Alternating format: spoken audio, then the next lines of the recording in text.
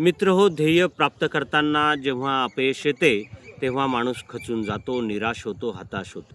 परंतु अपयश हा खऱ्या अर्थाने एक संकेत असतो आपल्यामध्ये सुधारणा करण्याचा, आपल्यामध्ये बदल घडवून आणण्याचा. आणि जेव्हा आपण हे बदल घडवून आणतो तेव्हा खऱ्या अर्थाने आपण यशाच्या मार्गाने वाटचाल करतो.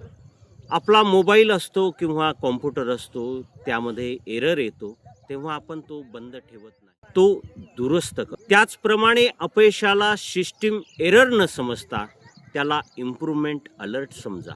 आपल्यामध्ये कोणत्या सुधारणा केल्या म्हणजे आपण यशाचा मार्ग अधिक सुलभ करू शकू यावर आपण विचार करायला हवा. आणि कोणत्या विचाराने, कोणत्या ध्येयासाठी आपण प्रेरित होऊ हा सुद्धा विचार तेवढाच महत्त्वाचा. गीतेमध्ये भगवान श्रीकृष्ण अर्जुनाला हाच विषय अत्यंत मार्मिकपणे, अत्यंत चांगल्या भाषेमध्ये समजावून सांगतात. योगः कर्म कौशल्य. योग म्हणजे काय तर आपल्या कर्मामध्ये कौशल्य प्राप्त करणे. तू जे काही काम करतो ते तेवढ्याच तन्मयतेने, एकरूपतेने, एकनिष्ठतेने जर केलं तर त्यामध्ये आपल्याला यश प्राप्त करता येते. ध्येय असो किंवा एखाद्या परीक्षेचा निकाल असो, याची तयारी करताना खऱ्या अर्थानं आपण त्यासाठी किती तन्मयतेने ते काम करतो यावर आपलं यश अवलंबून असतं. जगप्रसिद्ध शास्त्रज्ञ थॉमस एडिसन यांच्या आयुष्यात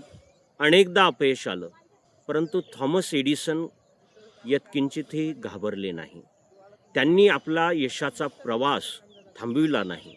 ते सतत प्रयत्न करत गेले आणि त्यांना यश मिळाले. थॉमस एडिसन म्हणतात, I have not failed, I have just found a way that won't. अपयश जेव्हा मला येते तेव्हा मला त्यातून एकच धडा शिकायला मिळतो, कोणती गोष्ट करावी आणि कोणती नाही. मित्र हो, म्हणून यशाचा पाठलाग करताना आपण आपला फोकस हा त्याच गोष्टीवर ठेवावा ज्यामुळे आपल्याला यश सहज प्राप्त करता येईल.